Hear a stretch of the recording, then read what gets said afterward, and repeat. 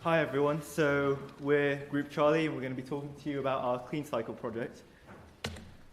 So we started off with the original CamBike team who had created this hardware sensor that you could mount on bikes and that would go around and collect air pollution data in Cambridge.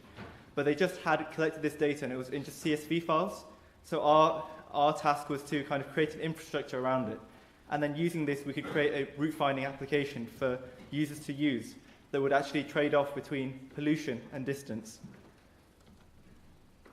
I'll just pass over to each one of the team members in turn and we'll talk about each of our tasks and each of the risks and complications we found while doing it. So first off, I'll pass to Ivan. So this is the hardware we had.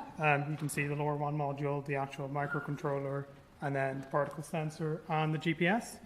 So part of our project was to try to upload all the data remotely from the device itself, but we weren't quite able to do this because the microcontroller didn't have enough flash memory.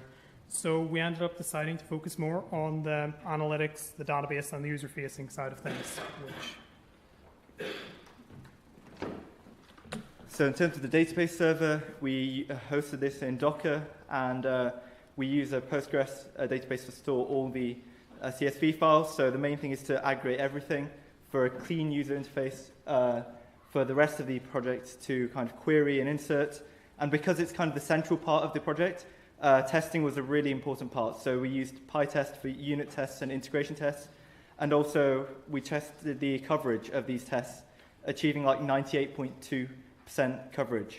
And we also tried to use PyLint for good code style. Onto the analytics. Sam will talk about that. Yep.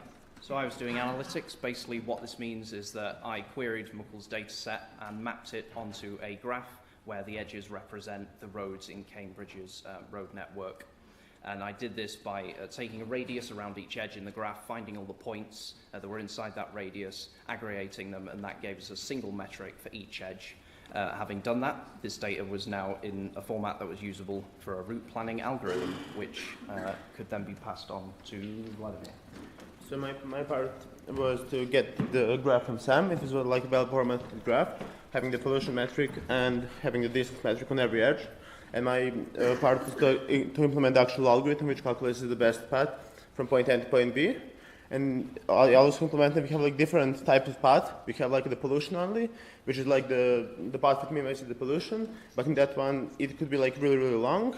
So Max will talk a bit more about what types of the best paths we have. And we wanted to provide a familiar interface, so we used the Google Places autocomplete API with the Google Maps API in order to plot a route. It's a familiar interface users can use, but what Google Maps will do is will just plot the minimum distance route, but we wanted users to be able to specify what they wanted to focus on. So users can minimize their exposure to pollution, avoid pollution hotspots, focus on distance only, or have a mix of a trade-off between pollution and distance.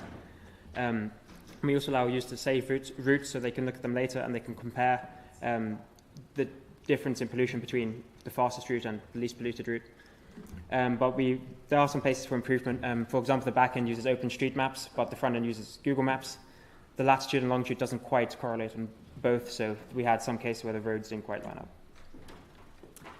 So having talked about each of the sections in turn, like now to kind of summarize, we think that the Clean Cycle project is really like, there's a huge market for it because, I mean, in Cambridge alone, we've got so many cyclists, but London is like a prime hotspot for this because the Transport for London, with all the bike initiatives, they'd be really keen to, make sure that user safety is prioritized. So the original CamBike sensors also contained accelerometer data, gyroscope data. We could use this to kind of map in safety and avoiding potholes, for example. And so aggregating all this, you can actually create a really good experience for the cyclists. Thank you for your time.